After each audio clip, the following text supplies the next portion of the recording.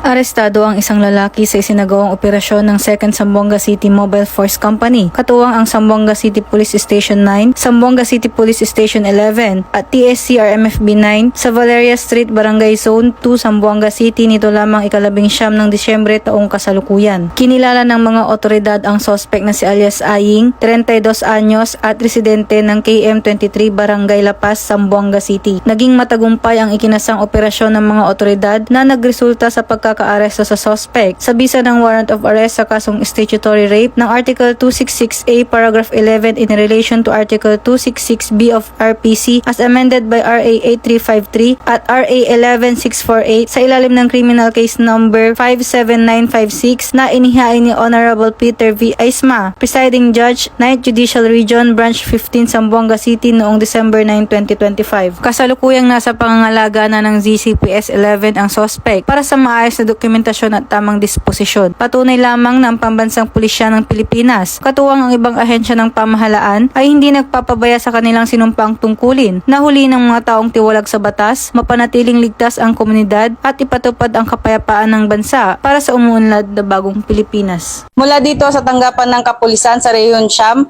ako ang inyong PNN correspondent, Patrolwoman Luis Mariconde, alagad ng batas, tagataguyod ng Balitang Pulis.